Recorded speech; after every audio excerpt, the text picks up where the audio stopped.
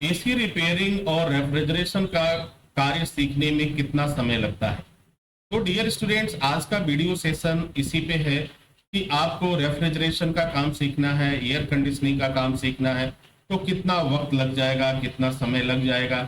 दूसरा क्वेश्चन ये है कि इसे कौन कर सकता है, इसके लिए एलिजिबिलिटी क्या होती है, इसके लिए योग्यता क्या होती है। आज इसके सेशन के बारे में हम बात करेंगे। तो अगर आप इस वीडियो पर हैं तो निश्चित रूप से आप एसी कोर्स में इंटरेस्टेड हैं, तभी आप अब तक इस वीडियो को वॉच कर रहे हैं, देख रहे हैं। तो dear students and my dear friend, welcome back once again. मैं हूं डॉक्टर वीर और आज जो मैं बात करने वाला हूं, रेफ्रिजरेशन और एयर कंडीशनिंग के कोर्स में वक्त कितना लगता है। तो देखो, ये जो समय की बात है ये डिपेंड करता है कि आपका किस पड़ाव पर है। देखो, एक पहला जो कैंडिडेट है जो बिल्कुल फ्रेशर है, उसे रेफ्रिजरेशन के बारे में एबीसी भी नहीं मालूम है, उसे एयर कंडीशन के बारे में कुछ भी नहीं मालूम है, वो क ख ग घ भी नहीं जानता है, उसका ए टू जेड कुछ नहीं जानता है। अब ऐसे कैंडिडेट को की मैं बात करूं तो इनमें उनका ऑब्जर्वेशन कैसा है, उसके अकॉर्डिंग वह कैंडिडेट 1 महीने में भी सीख सकता है, 2 महीने में भी सीख सकता है, 3 महीने में भी सीख सकता है, और मैक्सिमम टाइम की अगर हम बात करें तो 1 साल का डिप्लोमा होता है। लेकिन अगर फास्ट ट्रैक मोड में जाते हैं तो 1 महीने से लेकर के 3 महीने के अंदर आप इस कोर्स को पूरी तरह से कंप्लीट कर लेते हैं, बगैर किसी दिक्कत के, बगैर किसी परेशानी के। हाँ, एक चीज और ध्यान देने की बात है, कोर्स को कंप्लीट करना अलग बात है और प्रैक्टिकल और थियरी के दोनों को कॉम्बिनेशन को लेके चलना ये अलग बात है। बहुत से ऐसे कैंडिडेट हैं जिन्हें प्रैक्टिकल नॉलेज तो बहुत ज्यादा है, बहुत अच्छे तरीके से है, क्योंकि वो काफी दिनों से किसी शॉप में या किसी दुकान पे काम करते हैं, किसी कंपनी में काम करते हैं, उन्हें इसकी नॉलेज तो है, बट उन्हें थियोरेटिकल बिल्कुल नॉलेज नहीं है। कई बार उन्होंने ट्राई भी किया कि मैं गल्फ देश में चला जाऊं, वहां जाकर कुछ और भी अच्छी आमदनी करूं, अच्छी सैलरी मिले।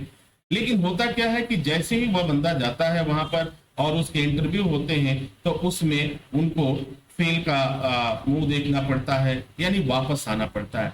वजह क्या होता है कि केवल प्रैक्टिकल नॉलेज ही उनको है, वो उस चीज को एक्सप्लेन नहीं कर पाते हैं, बता नहीं पाते हैं, जिसके वजह से उनकी जो कम्युनिकेशन है वो नेगेटिव चली जाती है, उनका जो बेस नॉलेज है वो नेगेटिव हो जाता है और फिर वह क्लाइंट उन्हें डिस्क्वालीफाई कर देता है। तो कहने का तात्पर्य यह है कि अगर आपको प्रैक्टिकल का नॉलेज है, बहुत अच्छी तरह से नॉलेज है, तो भी आप इस कोर्स को कर सकते हैं। कम से कम उन बुनियादी बातों को तो जरूर जान लें जो आपसे इंटरव्यू में पूछे जाते हैं।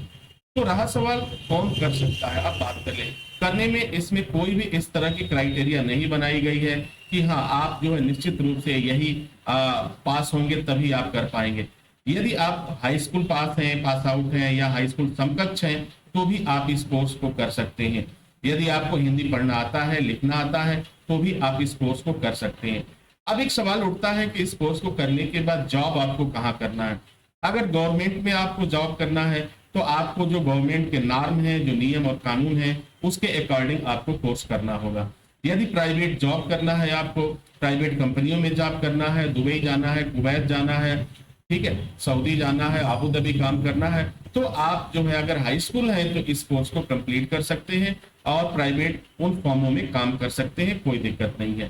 तो उम्मीद करता हूं कि ये जानकारी आपको समझ में आ चुकी होगी कि सीखने का वक्त ये टोटल आपके ऊपर डिपेंड करता है।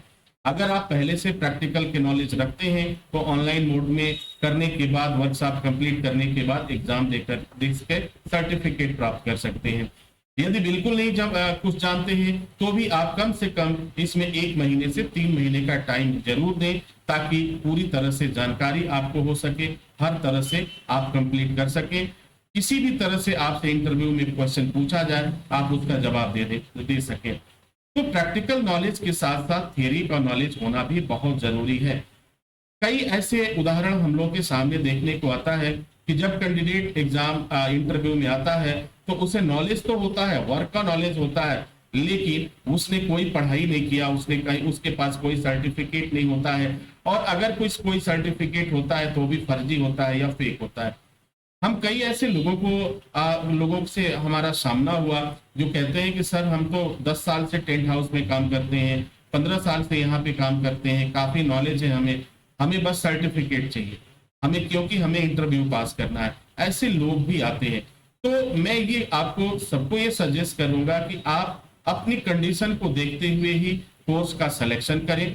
थियरी नॉलेज अगर नहीं है तो उसे कुछ दिन पढ़ लेने में कोई बुराई नहीं है, प्रैक्टिकल का नॉलेज भी नहीं है तो उसे सीख लेने में कोई बुराई नहीं है। एसएसटी इंस्टीट्यूट हर तरह का आपको प्लेटफॉर्म प्रदान करता है, मौका प्रदान करता है।